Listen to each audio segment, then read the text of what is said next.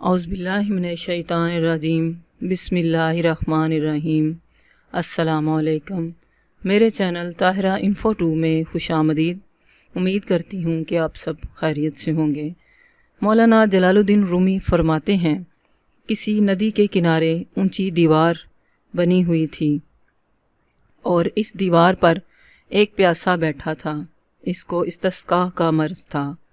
اس مہلک مرض میں پیاس اتنی شدید لگتی ہے کہ الامان والحفیظ، مریض جتنا پانی پیتا ہے اتنی ہی پیاس اور بڑھتی ہے، یہاں تک کہ مریض تونس سے ہلکان ہو کر مر جاتا ہے۔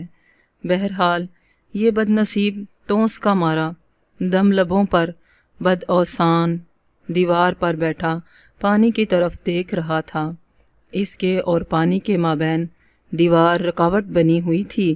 مریض نے پیاس سے بے قرار ہو کر اور کچھ نہ سوجا تو دیوار سے اینٹ اکھاڑ کر ندی میں پھینکی۔ اینٹ گرنے سے گڑپ کی آواز آئی۔ یہ آواز اس پیاسے کو ایسی سریلی لگی کہ ہزار جان سے عاشق ہو گیا۔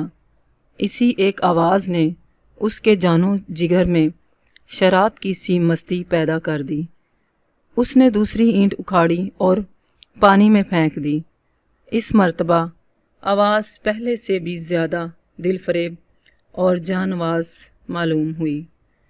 پیاسے کو اس قدر لطف آیا کہ دیوانہ وار دیوار سے اینٹیں اکھاڑ اکھاڑ کر ندی میں پھینکنے لگا۔ پانی نے زبان حال سے کہا، ارے او شریف آدمی، مجھے اینٹیں مارنے سے تجھے کئی نفل کا ثواب ملے گا، اس فضول مشقت سے باز آ۔ مریض نے بھی زبان حال سے یوں جواب دیا، اے ندی کے شیریں اور سرد پانی، اس شوق میں میرے 2 فائدے ہیں، اس لیے میں اپنا ہاتھ ہرگز نہ روکوں گا۔